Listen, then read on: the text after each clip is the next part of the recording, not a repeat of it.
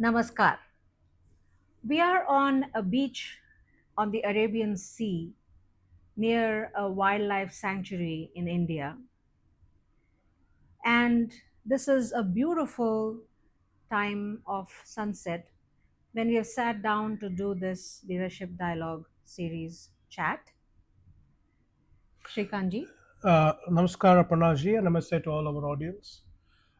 Given that we are near a national park, I have been wondering about this aspect.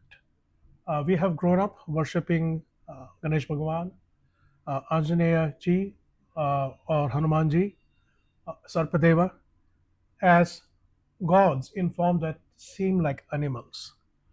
For us Hindus, this is not odd. It is not just these. There are also other animals associated with other deities. For instance, you have swan associated with Devi Saraswati. You have ox associated with Lord Shiva. Even you have mouse associated with Ganesh Bhagwan, and you have tiger associated with Devi Durga. Uh, but what about people who do not follow the Hindu Vedic tradition? To them, it may seem as all this may seem as very odd. And when they refer to these deities as elephant god or monkey god, for us it seems not just strange, but I think it also comes across as very, very, very derogatory. So my question is, and I would love your thoughts on this, is how do we explain the relevance of animals in our worship and in the overall worldview? Very nice question. Of obviously motivated by being near a national wildlife sanctuary in India, where we see all the beautiful animals that we've seen in our Panchatantra Kathas and the Jatak Kathas. And that also actually gets to what you mentioned, the stories built around animals.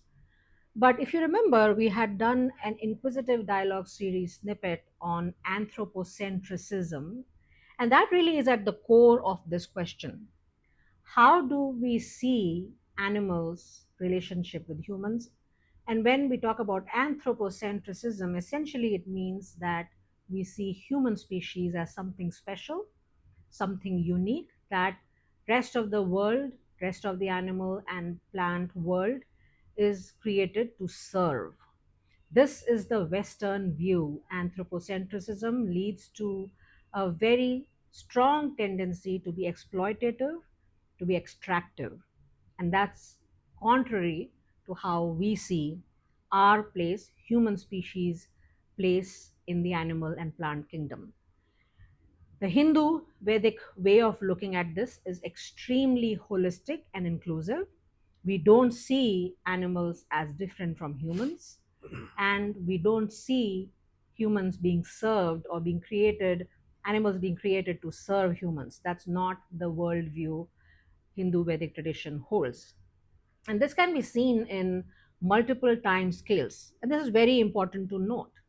In our view of life and death, we fundamentally see life as a cycle of birth and death. And based on the law of karma, based on our karma in one life span, we take birth in a different species, and hence all species are connected in the scale of lifespan based on law of karma. If in this life we have been gifted the life of a human, based on our karma as a human, we may not come back to earth or any other planet in the form of a intelligent human species. We may come in form of a cockroach or an earthworm. Essentially, that means that all living species are connected and relate to one another in how our behavior, action, and conduct translate into how we transition from life to life. And so, if we, on the other end, look at this in millions of years time scale, the Hindu tradition believes in avatars, that the divine appears on earth in form of a creature, a being, and these avatars, in fact, have been various species, not all human, and they and the god appears in form of this avatar for a specific purpose at a specific time span, or a specific point of time on earth for a specific purpose. So if you remember, there is an avatar called Narasimha avatar. We in fact had a very nice animation movie on this avatar very recently. And Narasimha avatar, very interestingly, a very revered avatar, is half human, half lion. That's what Narasimha means. So the point, therefore, being in the millions of years time scale, when these avatars have arrived on Earth, they have arrived in various species, and that also indicates to you that our view of the world and how creatures live and exist here is really a continuum. And so that is the worldview of Hindu Dharma.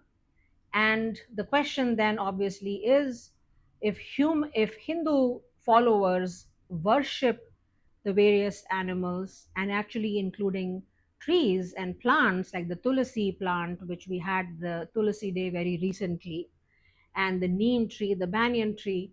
We worship these animals and trees and plants really to acknowledge that we see divine in them.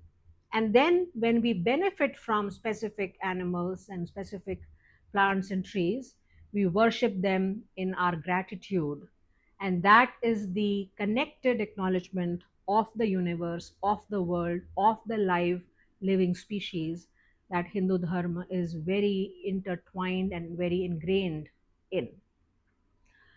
So essentially, this means animals like the cow, and as I mentioned, Tulasi, as I mentioned, other trees. A cow is considered mother because a child, after it weans off of mother's source of nourishment, actually gets nourished by a cow, and essentially that implies that a cow replaces the mother and hence is worshipped as mother.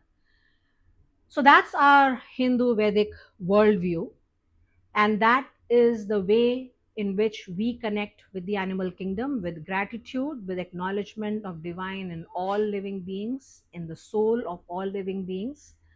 And that I would encourage everyone who is faced with these kind of phrasing of monkey god or elephant god, and almost coming across as derogatory, as though we are not civilized, so to speak, uh, to really explain that we are actually more super civilized, that we see the holistic view, the very sustainable view, the truly responsive view of our due place in the planet, in a responsible existence, in a gratitude filled existence, and really look at the human life as a way to have the opportunity of connecting with the divine through our worship of everything that we take advantage and benefit from.